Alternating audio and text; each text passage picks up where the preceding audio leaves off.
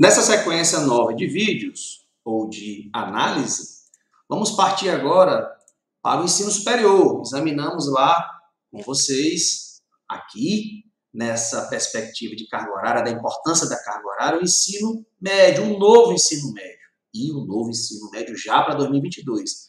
Como será que você vai enfrentar essa carga horária no ensino superior? No curso de Direito, por exemplo. Bem, vamos lá.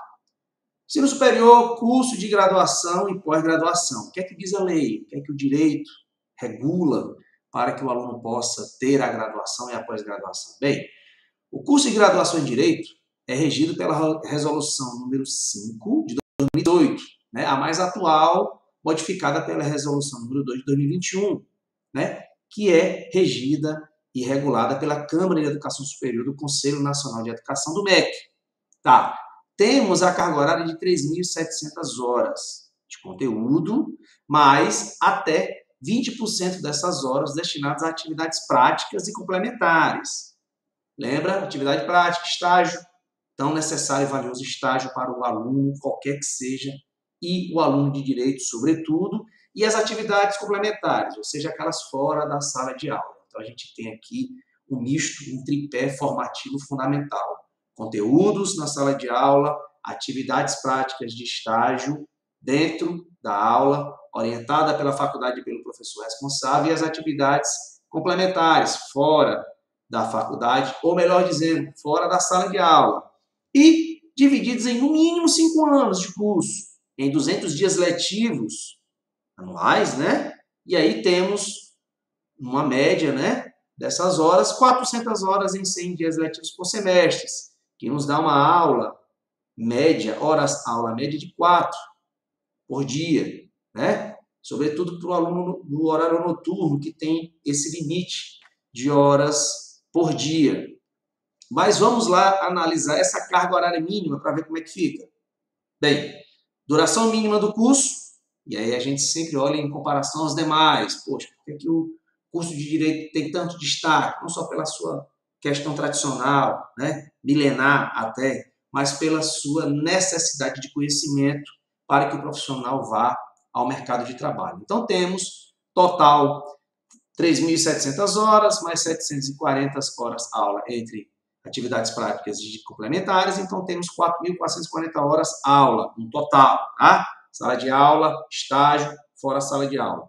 Então temos 3.700 horas aula entre disciplinas etéticas e dogmáticas, 300 horas aulas de atividades práticas, dentro e fora da sala de aula, né? Dentro ou fora, e 440 horas de atividades complementares fora da sala de aula. A gente pegou aqui o esquema da matriz curricular da Faculdade de Direito e Contagem, que também aplica essa distribuição para a formação prática, profissional, visando o sucesso do seu aluno.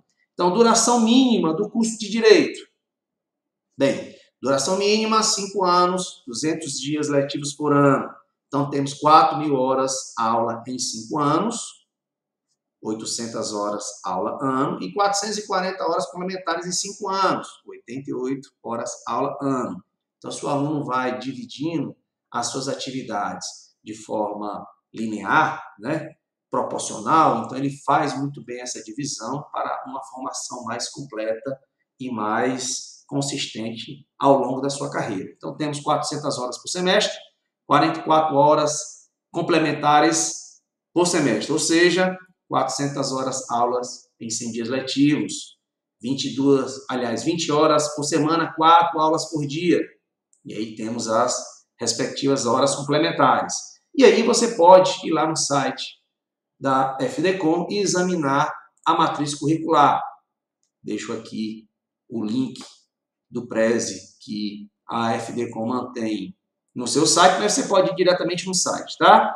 Mas, como é isso em comparação aos outros cursos? Por que o curso de Direito é tão exigente? Vamos lá, lembra que o curso de Direito trabalha muito a parte teórica, tá? Liberdade, sobretudo, das leis que estruturam as instituições do Estado, né? Regem a vida privada e estabelecem a estrutura e regem também as atividades das empresas. Ora, um comparativo, tá? Lembra que o Direito, 3.700 horas em 5 anos. Isso, dogmáticas e zetéticas. Como é isso nas outras áreas de conhecimento? Olha a área de saúde. A medicina tem 7.200 horas em 6 anos. Tá? Enfermagem, medicina veterinária e odontologia, 4.000 horas em 5 anos. Tá? Aí sem contar com as atividades práticas. Lembra que a área da saúde, a prática é muito importante, até porque há o manuseio de instrumentos, tecnologia aí favorece muito, mas há instrumentos a serem utilizados, coisa que não há no direito. Né? Todas as engenharias, padrão, 3.600 horas em 5 anos. Lembra aí? Observa que é um pouquinho menos que o direito. E também lá, na engenharia, você depende também da tecnologia, cálculos, né? Equipamentos que auxiliam o engenheiro na sua profissão. Ele tem que ter habilidade para o manuseio delas. Lembra que o direito não há a utilização dessas ferramentas propriamente dita. Ok? Vamos lá. Então, percebe. Direito, 3.700 horas, divididas em disciplinas zetéticas, dogmáticas, ou seja, teóricas, e o estudo da lei, né, da lei seca, que se costuma dizer para o estudante de concurso, o valor que o estudo da lei seca diz, refletido nos livros da doutrina, lembra, direito constitucional, direito civil, administrativo, penal, processo tributário, previdenciário, eleitoral e também as práticas, os estágios, na área civil, penal, trabalho, constitucional, administrativo, tributário, enfim, há uma grande área de conhecimento no direito, né, que se abre muito para que o aluno possa escolher qual delas se tornar especialista.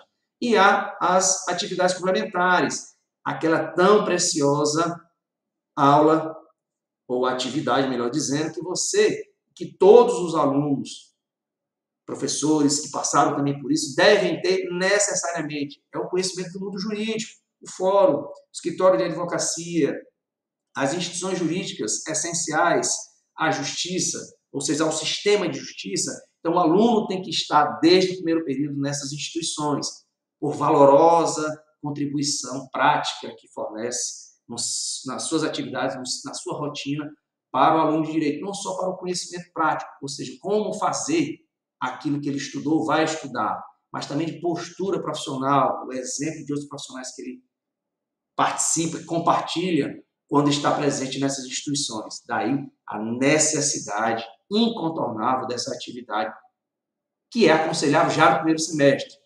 Começou a faculdade, pezinho no fórum, pezinho no escritório de advocacia, ver como as instituições trabalham, executam na vida prática aquilo que o conhecimento teórico fornece. Então, está aí uma análise da quantidade de horas. Aí você se pergunta, como é possível o EAD para o direito? Porque se eu tenho tanta hora aula para adquirir esse conhecimento teórico, e aí a necessidade do professor, sobretudo para me orientar nos estudos, compartilhamento de experiências de estudo com os meus colegas dentro da sala de aula, essas 4 horas aula diárias que eu tenho são fundamentais para o meu desenvolvimento. O meu, né? Qualquer professor que passou também pela fase da graduação, como qualquer outro aluno, é fundamental essa experiência. Orientação do professor, postura profissional dele, a orientação para que eu tenha um estudo mais dinâmico, mais assertivo para as minhas pretensões e esse contato fundamental, o network, né, com os meus colegas em sala de aula. Então, reduzir tempo do aluno de direito na sala de aula é um grande equívoco, porque já é o mínimo necessário para a sua formação. E aí, retirá-lo da sala de aula, da companhia do professor, da orientação dele e da troca de ideias, dos desafios que os outros colegas também enfrentam e superam, esse network, esse contato é fundamental para o aluno da graduação do direito, ok? Próximo vídeo faremos uma análise comparativa do que isso representa. Até lá!